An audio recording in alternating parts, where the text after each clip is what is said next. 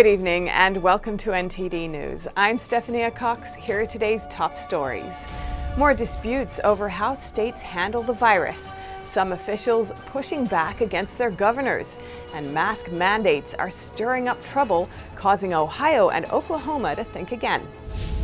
An NYPD officer is under fire after a social distancing incident went viral on Twitter. The mayor said his behavior is unacceptable, but also called it rare. A national security advisor speaks about U.S.-China relations. Once a journalist in China, today he critiques Chinese policy. In an effort to develop a vaccine and other treatment methods, world leaders are seeking to raise $8 billion from nations and public figures.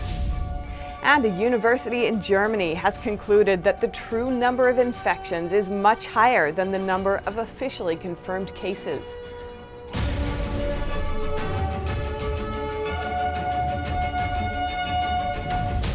More governors are facing lawsuits and criticism for refusing to ease coronavirus or CCP virus restrictions.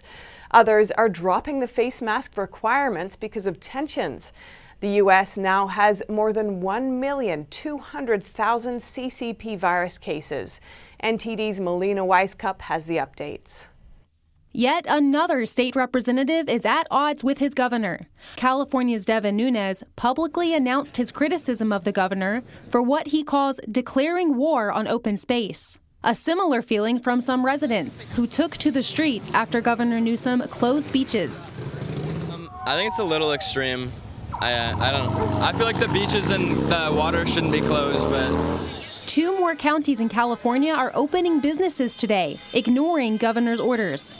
And another governor facing a lawsuit. In Maryland, a Republican delegate, along with residents, are attempting to sue the governor for overreaching orders. In the suit, the delegate says police tried to stop him from speaking at a protest Saturday by telling him the governor has his sights on you.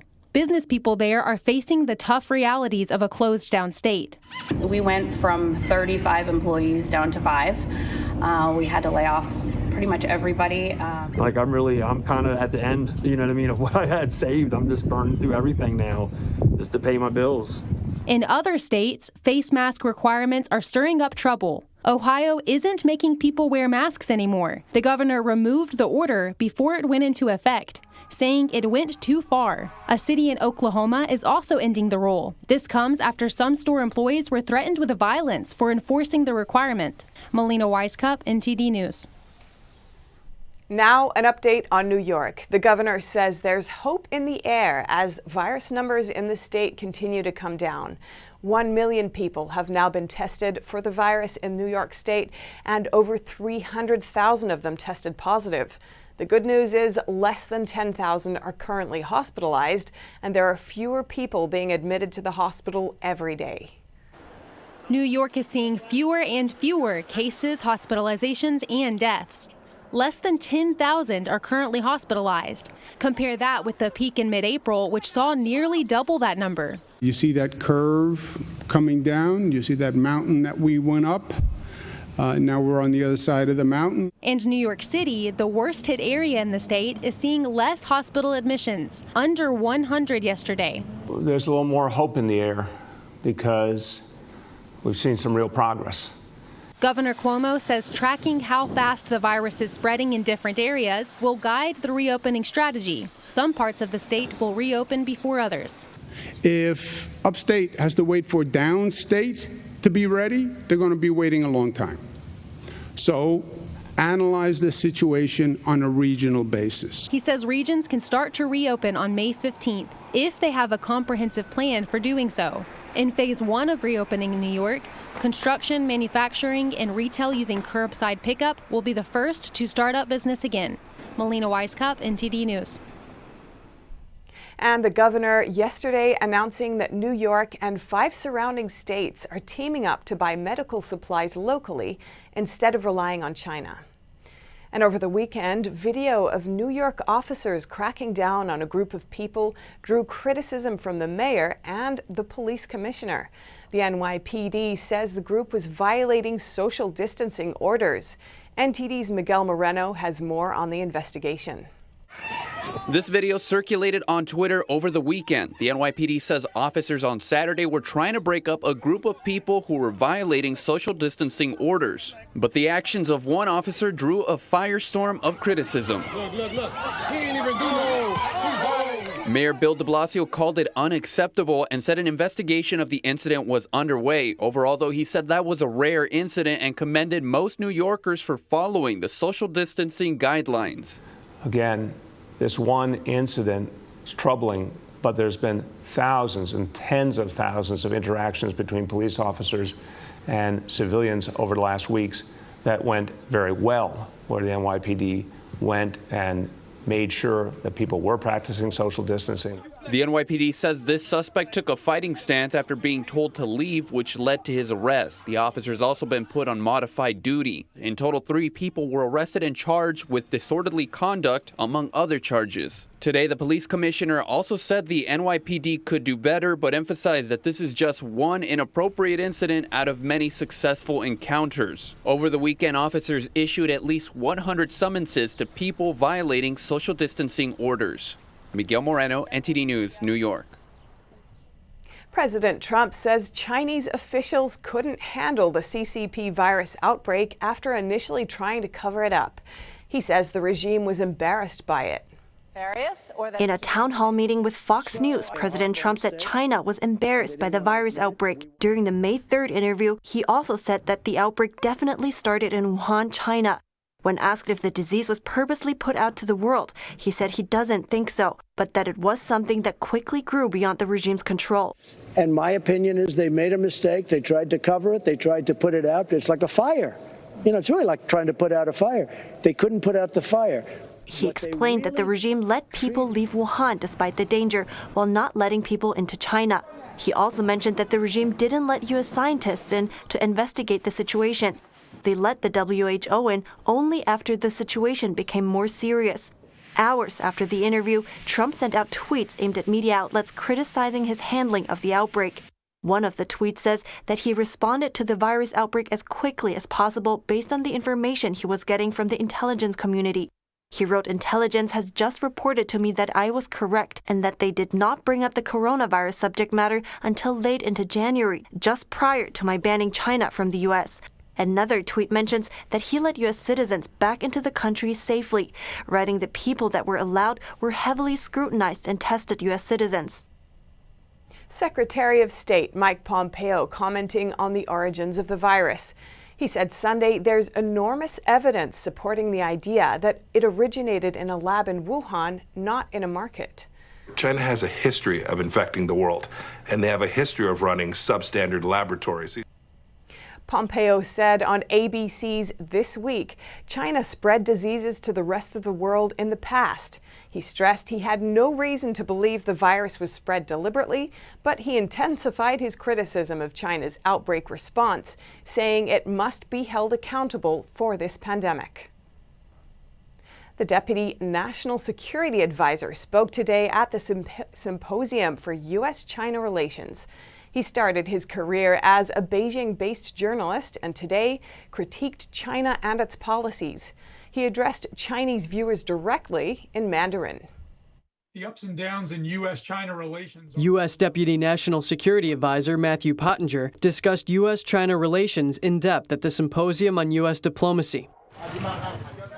As a former reporter in China, he knows it takes courage to speak to the press in today's China amid the regime's widespread censorship.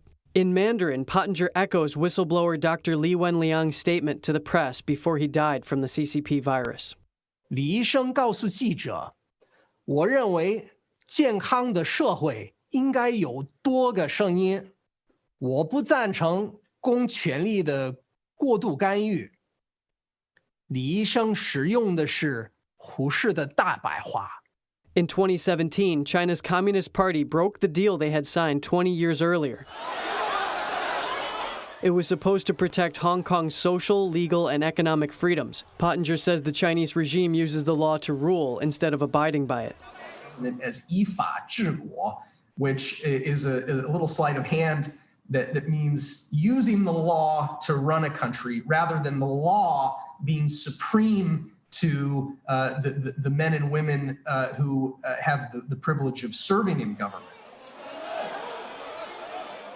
After Hong Kong's government proposed a controversial extradition bill last April, millions of Hong Kongers took to the streets to protest. The British Secretary of Foreign Affairs has said Hong Kong was experiencing its greatest turmoil since its handover. Fears over the Chinese regime clamping down on the territory had led to months of violent protests. And in Washington, House Republicans are questioning foreign influence on U.S. campuses nationwide. In a letter to the Education Department, they expressed concern over unreported funding from China and the strings that may come attached to it. Ranking members on 7 House committees sent a letter to Education Secretary Betsy DeVos on Monday. The letter was obtained by the Washington Examiner. In it, they wrote that they seek a better understanding of the department's efforts to address unreported foreign investment in the U.S. higher education system. They say it's part of the House Republican effort to investigate the Chinese government's propaganda and cover-up campaign surrounding this pandemic. The lawmakers expressed concern about the Chinese regime's potential to indoctrinate American students in college campuses. They added it may also provide China with opportunity for intellectual property theft from U.S. companies and even the government. The lawmakers called it a risk to national security. They also questioned whether places of higher education, which receive federal funding, should be allowed to accept funding from the Chinese Communist Party or related organizations. They cite the fact that the interests of the two nations appear to have diverged. The Department of Education's website shows over $1 billion in Chinese funding on U.S. campuses between 2014 and 2019. World leaders today announced an effort to raise $8 billion for developing a vaccine for the virus. The U.S. decided not to participate. In an effort to raise $8 billion for research into a virus vaccine and other treatments, world leaders kickstarted a pledging marathon. In an interconnected world, none of us is safe until all of us are safe. Although the virus first appeared in China, the country was only represented by its ambassador to the EU. The U.S. decided to halt funding to the World Health Organization on April 15th, amid questions surrounding its handling of virus information. U.S. officials also decided not to join the pledging effort. The EU and Norway each promised to give $1 billion, while Germany will provide over $500 million. Donations promised earlier this year are already included in the sums. Many leaders stressed that the vaccine, once created, must be available to everyone. We need to develop, produce, and deploy them to every single corner of the world. And we must ensure that they are available and affordable for all. Some said it shouldn't be reserved for rich countries and that it shouldn't belong to any one country. But French President Macron said that those who invent it will be paid fairly. The $8 billion target is only an initial figure. Britain will hold an online donor summit on June 4th. And a university in Germany has concluded the real number of infections is likely to be much higher than the number of confirmed cases. On the bright side, of all the players in one of Germany's top soccer leagues, very few tested positive. Researchers at a German university have concluded that the true number of the country's infections is likely to be 10 times higher than the number of confirmed cases. The report serves as a reminder that some people don't show symptoms but can still transmit the virus. Germany's professional soccer league has tested over 1,700 people, of which only 10 have tested positive. This week, Britain will trial a new virus tracing program on the Isle of Wight. The process includes asking citizens on the island to download a smartphone app. That's in addition to traditional ways of tracing those who have come into contact with a patient. The Austrian army is calling in 2,000 members of its military reserve. They'll be assigned to border protection checks. This marks the first time in the history of the Austrian Republic that the country has called in non-active parts of the army. They had to undergo virus testing before taken into the bases. And in Turkey, hundreds of sheep took advantage of the lockdown to stroll and graze through a deserted city. A video posted online shows a huge flock following a shepherd through empty city streets. Up next, with more countries filing lawsuits against the Chinese regime over the pandemic, many wonder about the people inside China. Find out more from a Chinese lawyer in Wuhan when we return.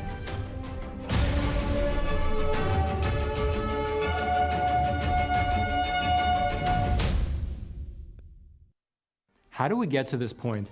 Back in December, the coronavirus was already spreading in Wuhan, and the Chinese Communist Party was covering it up and punishing the whistleblowers who dared to report the truth. Their actions led to this pandemic, which now has us, in America, stuck in our homes and losing our jobs. To this very day, the Communist Party is still lying, making it more critical than ever for us to get honest reporting about China.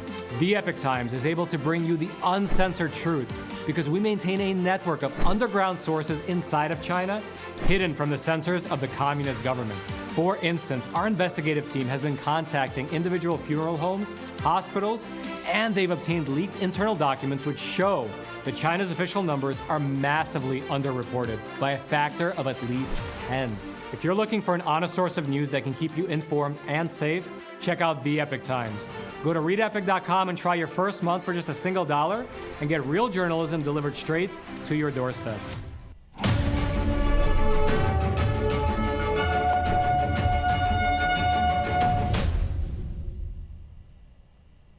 We spoke with a lawyer in Wuhan to find out the situation. She told us people there have been badly misled by the authorities. NTD's Tiffany Meyer brings us more.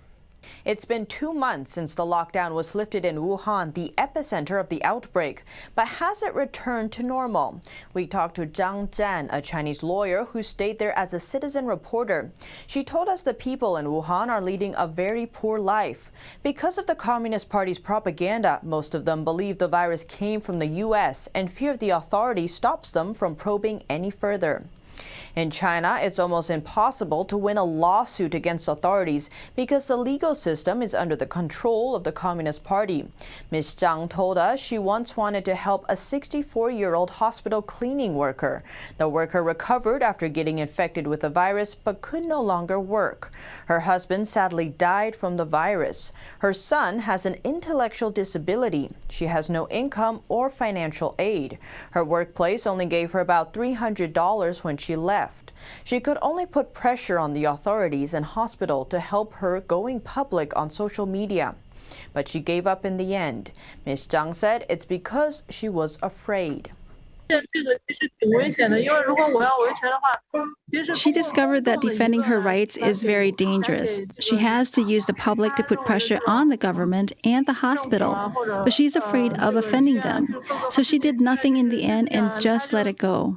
I think this is just like waiting for something to drop from the sky. Ms. Zhang said fear is still deeply rooted in the minds of the people. It comes from past political campaigns in China where people were persecuted, brainwashed, and even killed. They've been through the Cultural Revolution. Back then, people had to be careful about every word they said. Fear has completely clouded their understanding. They can't break through the fear they've carried with them since their youth. The Communist Party is so cruel that the fear it instills completely destroys human nature. People lose their judgment, so they won't even protect their family members. That makes it even less possible to talk to them about what's right and wrong. They are completely controlled by the fear of mass killing. They are completely enslaved. Ms. Zhang met a person who had been sent to a makeshift hospital. Ms. Zhang asked him what he saw there. He refused to tell her and said something even more extreme than the Communist Party's propaganda.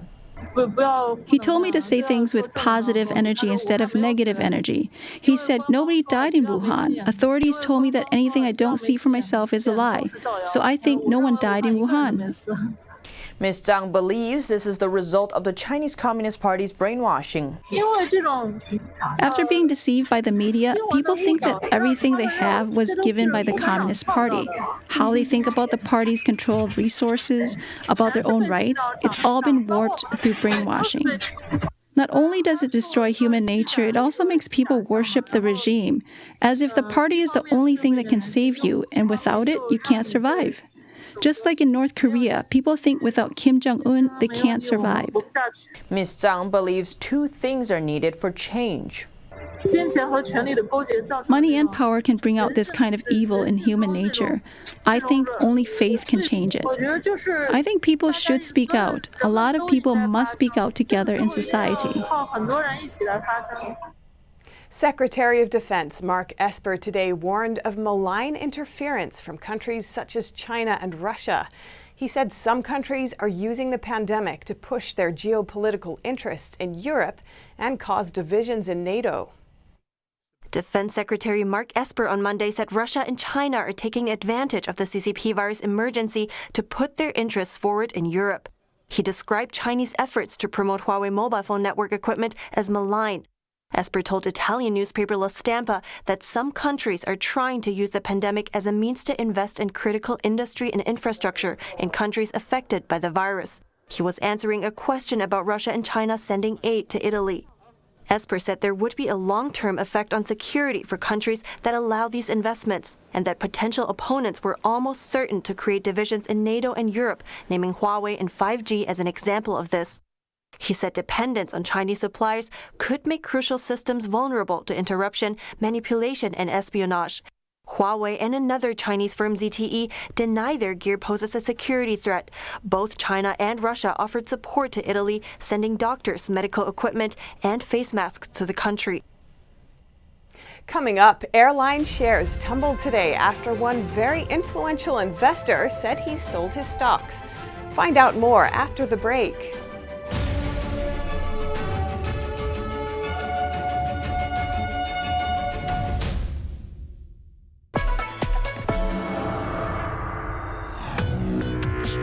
Viewers have described China Uncensored like The Daily Show, but about China. At the beginning, I was super excited when I got 500 views, and now the show's grown to about 500,000 subscribers on YouTube. One episode reached 7.9 million people. I'm a little freaked out that that many people have seen my face. In 5 years, I see China Uncensored as the sole source of edutainment worldwide.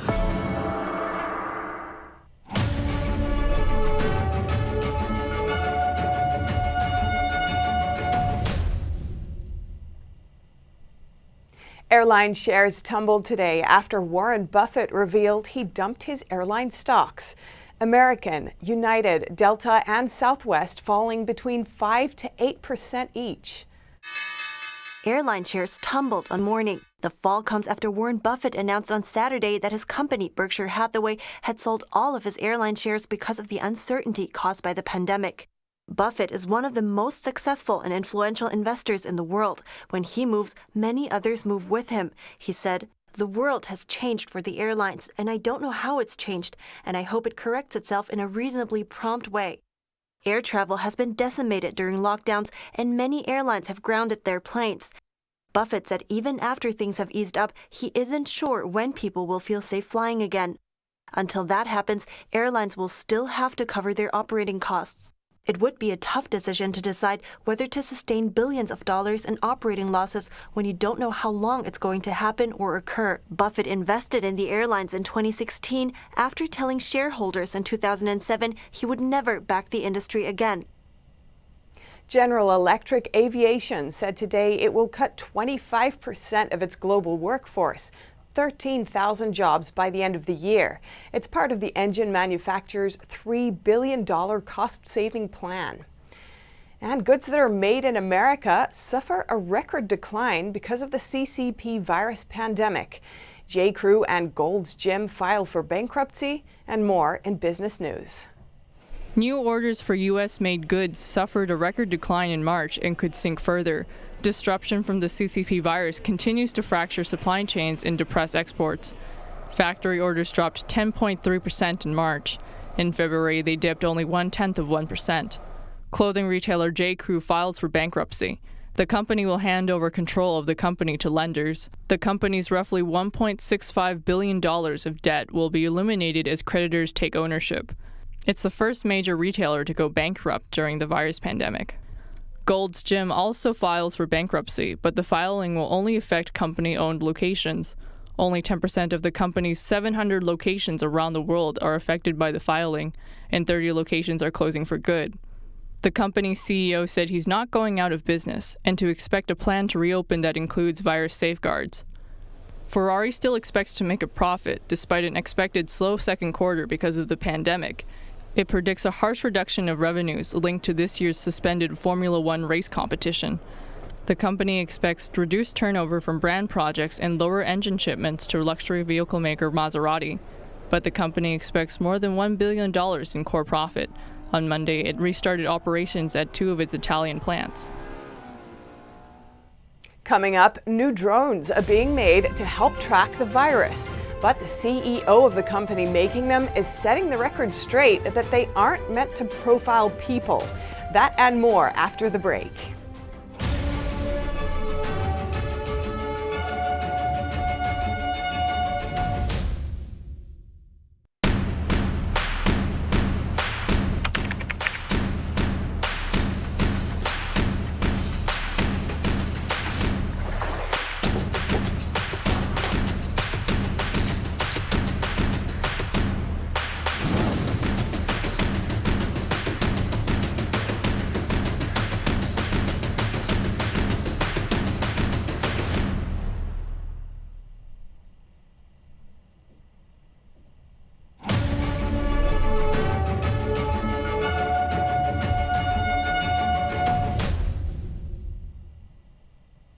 Apple today launching an updated version of its MacBook Pro. It has a modified keyboard, improved performance, and more storage. The laptop line had faced criticism for typing-related problems. As of Monday, the new MacBook Pro lineup is available to order at $1,299. Current and newly accepted college students get $100 off. The new keyboard uses the scissor mechanism, more commonly found in the industry. The iPhone maker switched back to the mechanism from its butterfly keyboards after it got complaints of sticky, unresponsive keys and keystrokes that failed to register when tiny amounts of dust or debris got under or near the keys. MacBooks account for 9% of Apple's total revenue. Drones are coming back into the spotlight, this time to detect if people are showing symptoms of the virus. It may look like an ordinary drone, but this small flying machine could play an important role in mitigating the spread of the disease during the pandemic. The quadcopter drone produced by Dragonfly has the ability to track the virus within a population. It's hardwired with technology that can detect fever, coughing, breathing, heart rate, and blood pressure. With this, the drone can analyze a person's health from 60 meters away. The company's CEO, Cameron Schell, stresses, however, that the drones are not meant for policing. The idea here is to be able to provide population health measurement, a way to help ensure that the decisions we make are protecting our frontline workers, our public in general, and to reopen the economy. Cameron says that the technology built into the drones was originally designed for helicopters to search for survivors in disaster zones. And that's all for today's news. Thanks for tuning in. I'm Stephanie Cox.